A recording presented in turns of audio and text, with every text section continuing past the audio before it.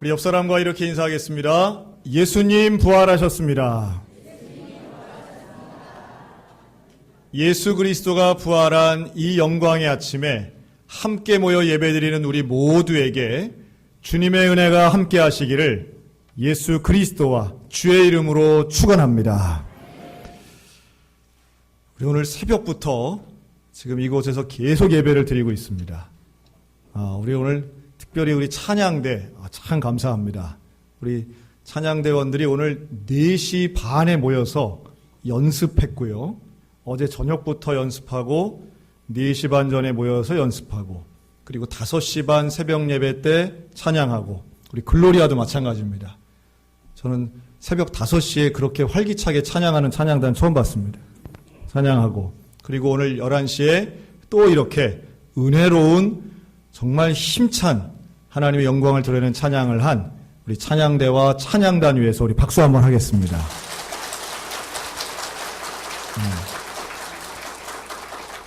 박수 친 이유는 아직 한 번 더 남았기 때문입니다. 이게 끝이 아니에요. 오늘은 아주 우리 온 교우가 14시간 동안 열심히 달리고 예배드리는 날입니다. 이따가 오후 4시 예배에 우리 찬양대가 또 합니다. 아주 오늘 아침에 깜짝 놀랐어요. 4시 반에 오는데도 우리 권사님들이 화장을 예쁘게 잘하고 오셨더라고요. 참 감사를 드립니다. 오늘은 부활의 증인이란 제목으로 함께 말씀 나눕니다. 부활의 증인은 말 그대로 부활을 경험한 사람들입니다. 증인에는 2가지 조건이 있어야 된다고 봅니다. 증인은 경험이 있어야 됩니다. 뭘 본 게 있어야 되는 거예요. 뭔가 증언할 거리를 경험한 사람이 증인이 됩니다. 그런데 또 하나 있죠. 증인이 되려면 2번째 조건이 있는데 그 본 것, 그 경험한 것, 그 들은 것에 대해서 말할 수 있어야 됩니다. 증언할 수 있어야 됩니다. 증언하고자 결단하고 실행해야 그 사람이 증인으로서의 가치가 있습니다. 오늘 놀랍게도 베드로 사도가 사람들 앞에서 그것도 지금 자기를 벌주려고 하는 대제사장 앞에서 담대하게 이야기합니다. 나는 사람에게 순종할 생각 없습니다. 하나님께 순종하는 게 마땅합니다.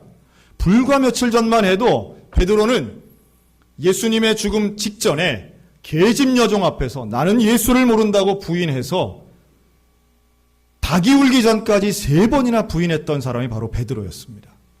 그런데 사도행전 5장에 나오는 베드로는 전혀 다른 사람처럼 말하고 있어요. 누가 어떤 위협을 가해도 나는 예수를 믿습니다. 당신들이 나무에 달아 죽인 그 예수를 내가 믿고 그분은 부활하셨습니다. 이거를 담대하게 외치는 사람이 됩니다. 어떻게 이게 가능했을까요? 베드로는 부활하신 예수님을 만난 줄로 믿습니다. 부활하신 예수님을 만나자 베드로가 변했습니다. 달라졌습니다. 예수님을 만나기 전과 만난 후가 확연히 달랐다는 거예요.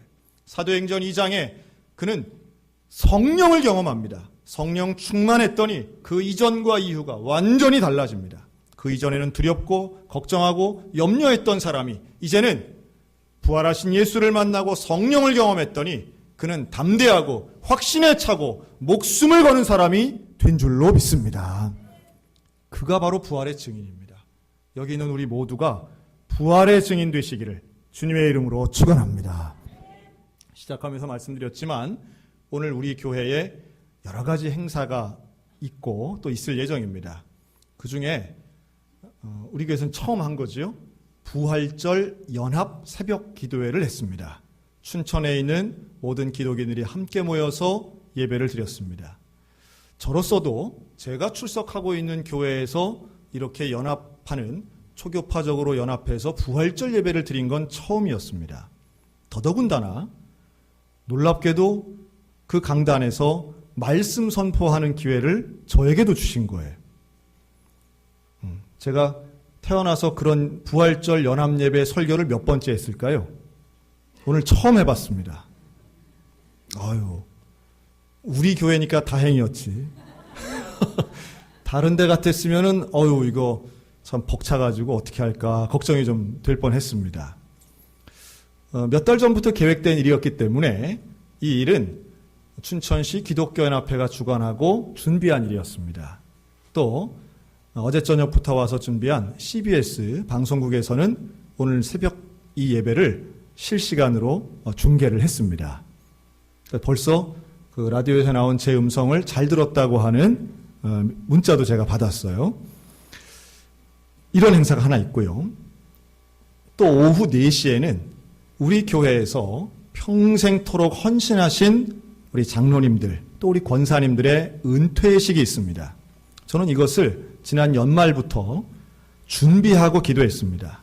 왜냐하면 하나님의 교회를 위하여 헌신하신 분들 영예로운 은퇴가 어떤 것인가를 느껴드리게 하고 싶은 욕심이 있었기 때문입니다. 또 충분히 제가 지난 2년간 함께 생활하면서 보니 이번에 은퇴하신 우리 장로님 권사님들은 정말 존경과 축복을 받으실 만한 너무도 훌륭한 분들이에요. 성결한 사람이 어디 있냐라고 얘기하면 저는 이번에 은퇴하신 우리 장로님들 이분들이 성결한 사람이라고 자신 있게 말할 수 있습니다. 얼마나 훌륭하고 얼마나 존중받고 존경받으실 만한 분들인가. 저는 이따 오후에 하는 4시 예식에 이것이 우리 모든 교인들에게 전달되기를 원하는 마음으로 지난 수개월간 준비했습니다. 그리고 그 예식의 전체 사회도 제가 봅니다. 이쯤 되니까요. 오늘 새벽 4시부터 오늘 이따 저녁 식사하는 오후 6시, 7시까지 오늘 총 15시간을 지금 예배드리고 집회를 인도하는데 누가 그럽니다. 목사님 피곤하시겠다고. 하나도 안 피곤합니다. 얼마나 기쁘고 감사하고 즐거운지요. 그런데 제가 드리고 싶은 말씀은 이거예요. 그런데 오늘 하는 여러 행사 중에 제가 생각하는 가장 중요한 일은 무엇일까요?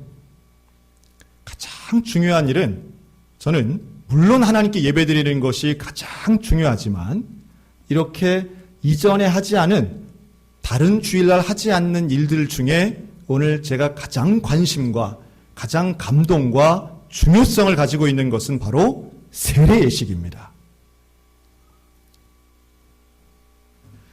연합하는 집회나 추대 예식은 사실 교회에서 할 수도 있고 안 할 수도 있는 일들입니다.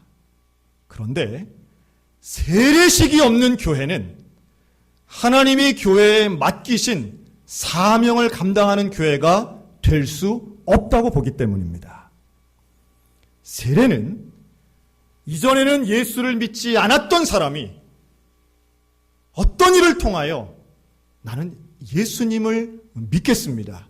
나는 예수님을 믿습니다. 라고 하는 고백을 교회 앞에서 여러 공회 앞에 나와서 공개적으로 이야기하고 하나님과 교회의 축복 가운데 진행하는 예식이기 때문에 그렇습니다. 예수님이 하늘로 승천하시며 우리에게 주신 위대한 사명은 너희는 모든 족속으로 제자를 삼아 아버지와 아들과 성령의 이름으로 세례를 베푸는 것.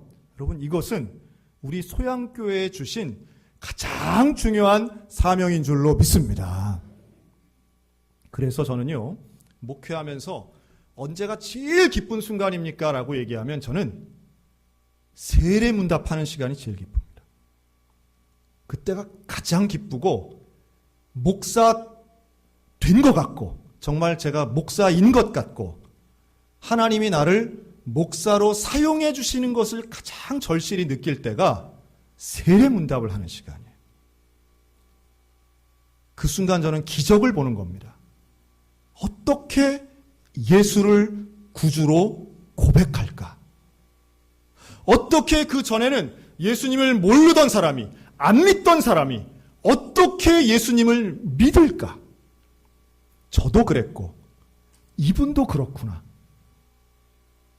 점점 세례받는 사람이 없어지고 점점 예수 믿는 사람이 줄어든다고 하는 이 시대이지만 그러나 하나님은 살아계시는 줄로 믿습니다. 성령은 역사하시는 줄로 믿습니다. 우리의 삶을 근본적으로 변화시키고 우리에게 참된 구원과 복을 주시는 그 이름 오직 한 분 예수 그리스도이신 줄로 믿습니다. 제가 지지난주부터 세례 교육을 하고, 세례 교육은 우리 전도사님, 부목사님들이 합니다. 그리고 세례 문답은 제가 합니다. 그러면서 이제 이번에 세례 받는 우리 청소년들에게 간증문을 쓰라고 했어요. 여러분, 간증은 무엇입니까? 내가 예수님을 이렇게 만났습니다 라고 하는 것이 간증입니다. 이게 본질적 간증이고요. 부차적인 간증이 바로 병이 났습니다. 어떤 일들이 해결됐습니다. 이런 건 다 부차적인 간증입니다. 우리 인생에서 가장 온전한 간증은 단 한 개밖에는 없어야 됩니다. 간증은 단 하나. 나는 예수님을 이렇게 만났습니다. 나는 예수님을 만나서 구원받았습니다 라고 하는 것이 가장 중요하고 가장 온전한 간증인데요. 저는 이 간증이 가장 많이 나올 수 있는 나이대가 언제냐라고 하면 제 경험을 미루어 보았을 때 10대 청소년 시절이라고 저는 봅니다. 아마도 평생을 교회 다니신 분들은, 지금까지 신앙생활 하시는 분들은 언제부터 예수님을 진짜로 믿게 되었습니까? 라는 질문에 가장 많이 나오는 게 중고등학교 시절에 수련회 가고 중고등학교 시절에 부흥회 가서 만난 그 예수님을 이야기하시는 분들이 많은 것. 저는 이 경험을 미루어서 그 나이대가 얼마나 영적으로 민감한 나이인가를 알게 되었습니다. 여러분, 마리아가 예수님 낳을 때 그 나이예요. 다윗이 골리앗을 쓰러뜨릴 때 나이가 바로 그 나이예요. 중고등학생 시절입니다. 오늘 8명의 학생이 9시 예배에 나와서 간증을 했습니다. 저는 이미 예배 이전에, 오늘 전에 이 간증문을 다 받아봤습니다. 저에게는 준비해야 할 예배가 있었고, 새벽 연합예배 설교도 참 중요했고, 추대식과 취임식 준비하는 것도 참 중요했지만, 저는 지난 주간 이 학생들의 간증문을 보면서 하나님이 살아계심을 다시 한번 깨달았습니다. 이 땅에 예수 그리스도가 부활하신 이유가 과연 무엇인가? 우리는 왜 부활절을 기뻐해야 하는가? 그 이유를 우리 16, 15, 17살 학생들의 간증문을 통해서 제가 새롭게 깨달았어요. 어떤 행사보다, 어떤 이벤트보다 제일 중요한 것은 한 영혼이 예수님 만나는 일인 줄로 믿습니다. 그 일에 우리 소양교회가 끊임없이 쓰임받았으면 좋겠습니다. 그리고 우리 모두는 바로 그 부활하신 예수님을 우리 한 사람 한 사람도 새롭게 만났으면 좋겠습니다. 20년 전, 30년 전에 나는 예수 믿고 구원받았습니다. 그러면 지금은 어떠십니까? 지금도 그 구원의 감격을 가지고 계십니까? 기억하고 계십니까? 지금도 나에게는 부활하신 그 예수님을 향하여 나도 부활한 그 기쁨을 가지고 영광 돌리고 계시냐라는 말씀이에요. 2명만 말씀드립니다. 성수고등학교 2학년 유재영이라는 학생이 있습니다. 이 아이는요, 한눈에 누군지 압니다. 가서 보면 우리 청소년 아이들이 예배드리는 곳에서 고개 떨구고 있는 아이입니다. 누구와도 눈을 마주치질 못해요. 아이들조차도 얘가 말하는 걸 들어본 애가 별로 없어요. 그런데 이 아이가 오늘 나와서 간증을 하는 거예요. 말을 잊지 못해요. 저는 이 아이가 쓴 간증문을 손에 들고 있어요. 1분이나 이 아이가 말을 시작하지 못해요. 어렵게 입을 떼고 이렇게 말합니다. 나에게는 공황장애가 있습니다. 나에게는 대인기피증이 있습니다. 나는 사람들 앞에서 말하는 것이 두렵습니다. 나는 살기 싫었습니다. 자살하고 싶은 마음이 가득했습니다. 그런데 우리 소양교회를 다니면서 어렵게 결정하여 수련회를 가고 또 전도사님의 권유로 제자훈련을 하며 예수님을 만났습니다. 예수님을 만났다는 것을 제가 여러분들 앞에 고백합니다. 앞으로 저의 신앙생활이 믿음이 자랄 수 있게 기도해 주세요. 짧은 내용이었지만 재형이는 인생 최고의 용기를 낸 순간이었습니다. 그 용기를 낼 수 있도록 하나님이 은혜 주신 줄로 믿습니다. 강원고등학교 2학년 다니는 윤산 학생도 간증을 했습니다. 산이는 윤난영 집사님의 아들입니다. 아시는 것처럼 작년에 아버지께서 돌아가신 고등학교 남학생입니다. 산이가 나와서 간증문을 읽습니다.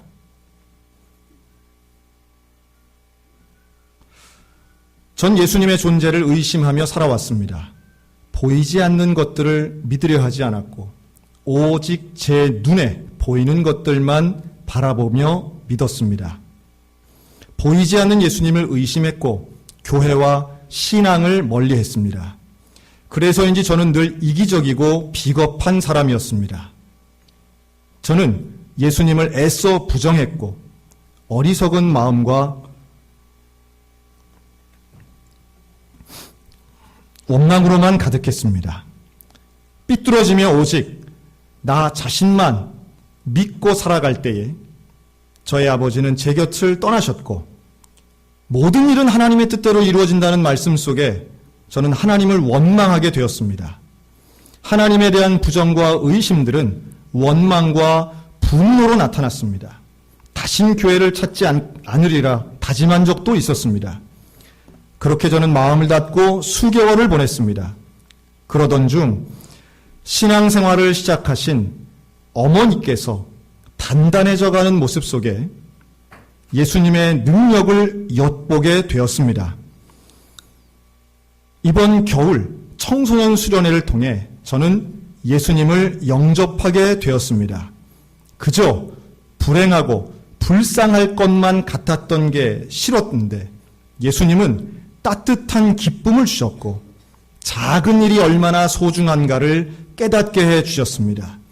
감사할 수 있는 마음도 주셨습니다. 저는 예수님을 보게 되었고 예수님은 새로운 저를 세워주셨습니다. 그 주님 곁에 평생 살기를 소원합니다. 여러분 16살 소년에게 하나님께서 주시는 마음은 잠깐의 감수성이라고 저는 보지 않습니다. 왜냐하면 저에게도 하나님이 그렇게 역사해 주셨기 때문입니다. 하나님은 나이대에 맞추어서 역사하시는 분이 결코 아닙니다. 하나님은 오직 예수를 바라보고 말씀을 사모하고 구원받기 원하는 사람이라면 그 누구와도 함께 하시는 능력의 하나님이신 것을 믿으시기 바랍니다. 부활의 주님을 바라보는 사람은 어떤 고난 앞에서도 주님과 동행하는 복된 삶을 사는 것이고 그 주님을 모르면 만나지 못하면 아무리 많은 권세와 재물이 있다 할지라도 결국은 멸망의 길, 지옥불로 갈 수밖에 없다는 말씀이에요. 오늘 저와 여러분 가운데 이 부활의 놀라운 소식이 체험되어지고 이 부활의 소식을 세상 가운데 증거하는 증인되는 삶을 사시기를 주님의 이름으로 축원합니다. 우리 어린이들도 마찬가지예요. 여러분 오늘 지금 이 시간 우리 어린이 교회는 예배 마치고 노방전도 갑니다. 계란을 들고 물티슈를 들고 부활의 소식을 전하기 위해 어린이들이 나갑니다. 여러분 증인이 되는 것 젊은 사람만 어린이만 하는 것 아니고요. 증인의 삶을 산다는 것은 우리가 이 예배당을 나가는 순간부터 우리에게 주어진 또 하나의 사명인 줄로 믿습니다. 변화된 사람은 증인의 삶을 삽니다. 증인의 삶을 사는 사람은 주님과 동행합니다. 베드로의 담대함의 인생이 오늘 저와 여러분의 삶 가운데 다시 한번 재현되어 부활의 주님을 세상 가운데 증거하는 역사의 주인공들이 다 되시기를 주님의 이름으로 축원합니다. 아멘.